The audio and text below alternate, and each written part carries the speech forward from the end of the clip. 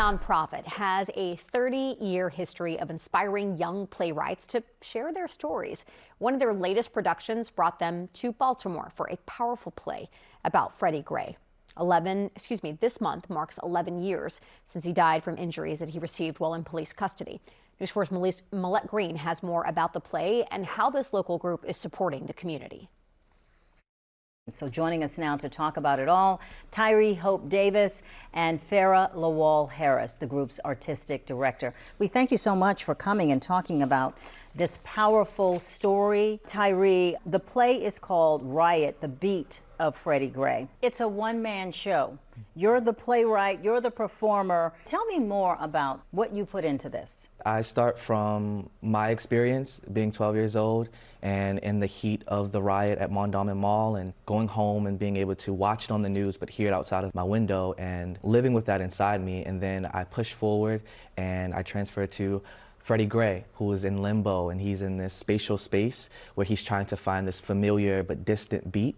And the two of them collectively, they go through a mourning of their innocence, and they finally come to a place where they reconcile with who they are, where they are, and the remembrance of that, and how they can keep each other alive. How did Freddie Gray's story impact you growing up in Baltimore? During the Black Lives Matter movement, it's a lot to read about it and to see it on the news, but to have it and experience it in person, it hit home for me and it lived in my body, and it was a voice that I didn't want to speak about until I realized that this play, this person has power, and using that power is a privilege that I have and that the entire community has. And so going to college and going to Howard University and being able to find my own artistic voice, I realized that this story was something that I can push through that medium and through myself as a performer. That brings me right into talking about Young Playwrights Theater.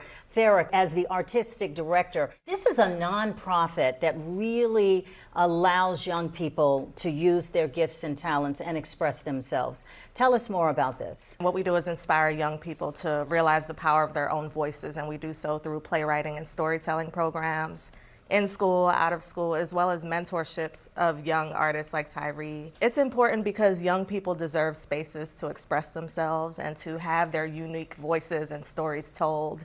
And we believe that young people are brilliant. Tyree, I want you to tell me, for the youngsters at home who want to use their voices in a powerful way, what's your advice to them? Speak from the truth. Speak from what hurts, what makes you laugh, what makes you cry. That's what we need.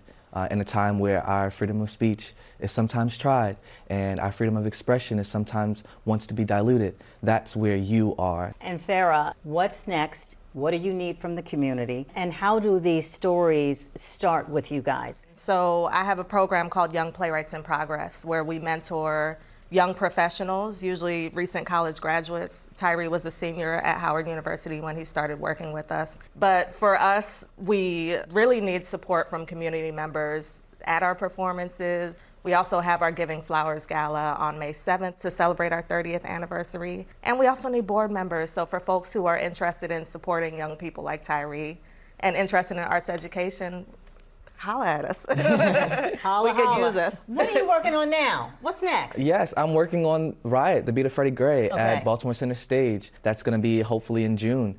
Tyree Hope Davis, Farrah Lawal Harris, thank you so much. And I wish you the best of luck in your endeavors in the future. And of course, lifting up Young Playwrights Theater for all. Thank you.